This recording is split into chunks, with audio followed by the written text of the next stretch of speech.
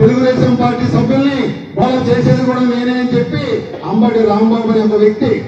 ఆయన ఎటువంటి రాజకీయ నాయకుడు అంటే గత 4.5 ఏళ్ల నుంచి ఇంతవరకు కార్యకర్తలకు ఇబ్బంది జరిగినా కష్టాలు వచ్చినా ఎప్పుడూ కనపడలా. టీవీలో మాత్రమే పౌడర్ వేసుకుని కనపడతా ఉంటాడు.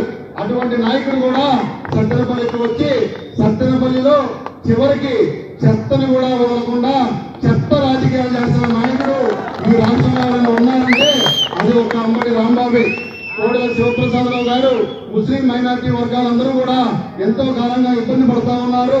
ఆ చెత్త అక్కడ ఉండకూడదు, ప్రతి ఒక్కరు కూడా సంతోషంగా ఆరోగ్యంగా ఉండాలి అని చెప్పి ఆ డంపింగ్ యార్డ్ ని ఇక్కడి నుంచి షిఫ్ట్ చేసి అక్కడ రైతులు అక్కడ ఎవరైతే ముస్లిం మైనారిటీ సోదరులు ఉన్నారో వాళ్ళందరికీ కూడా ఆ ఖాళీ స్థలం ఉపయోగపడేటట్టు వెనకబడిన వర్గాలందరికీ కూడా ఇల్లు కట్టించాలని ఒక మంచి నిర్ణయం తీసుకొని ముందుకు వెళ్తా ఉంటే ఈ చెత్త రాజకీయ నాయకుడు చెత్తను కూడా వదలకుండా అక్కడికి వెళ్లి రైతులు రెచ్చగొడతా ఉన్నాడు. రైతులు రెచ్చగొట్టి అక్కడేమో ముస్లింలకి అబద్ధాలు చెప్తా ఉన్నాడు. రైతులతోనేమో ఇక్కడ డంపింగ్ యార్డ్ షిఫ్ట్ కాకూడదు, మీరందరూ ధర్నా చేయండి, నేను ఇలా అక్కడ గుంటూరులో ఇళ్లలో కూర్చొని సినిమా చూస్తానని చెప్తా ఉన్నాడు.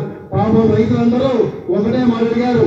కోడెల గారి దగ్గరికి వచ్చి అయ్యా మాకు ఇబ్బంది కలిగించకుండా మమ్మల్ని జాగ్రత్తగా చూసుకోండి అంటే ఆయన ఒక్క నిమిషం కూడా ఆలోచించకుండా నాకు ముస్లిం మైనారిటీ వర్గాలు ముఖ్యం, రైతు సోదరులు కూడా నాకు ముఖ్యం, ఎవరికి ఇబ్బంది కలిగించకుండా డంపింగ్ యార్డ్ ఏదైతే మనం మొదలు పెట్టామో దాన్ని ఇక్కడి నుంచి తరలిస్తాం.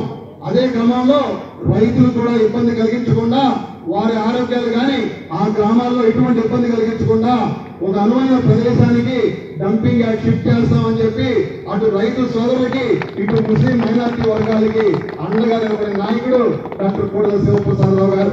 అటువంటి అంబటి రాంబాబు మాట్లాడుతూ ఉన్నాడు, శివరాం గురించి మాట్లాడుతూ ఉన్నాడు, అబద్ధ ప్రచారాలు చేస్తా ఉన్నాడు, అసత్యం ఆలోచన చేస్తా ఉన్నాడు. మా అందరూ అంటా ఉంటారు కోడెల శివప్రసాదరావు గారు అమ్మాయి ఉంది, మీ మీద ఇలాంటి ప్రచారాలు చేస్తుంటే మీకు బాధ కలగట్లేదా, భయపడట్లేదా అంటే ఒకటే మాట చెప్తా ఉన్నా, నేను 68 ఏళ్ల వయసులో కూడా కార్యకర్తల కోసం కాకి దెబ్బలు తిన్న నాయకుడి సంరక్షణలో పెరిగాను నేను. అటువంటి నాయకుడి బాధ్యతలో కార్యకర్తలు మీరందరూ నాయకులు అండగా ఉండగా బాధపడటం గాని భయపడటం గాని మన బ్లడ్ లోనే లేదని చెప్పని నేను తెలియజేస్తున్నా ఉన్నా. వార్తావాణి న్యూస్ ఛానల్ ఎప్పటికప్పుడు రాజకీయ, సినీ విశేషాలు, స్పోర్ట్స్ మరియు సాంకేతిక పరమైన మరెన్నో విషయాలను మన ముందుకు తెస్తుంది. మరింత సమాచారం కొరకు వార్తావాణి న్యూస్ ఛానల్ ని సబ్స్క్రైబ్ చేయండి.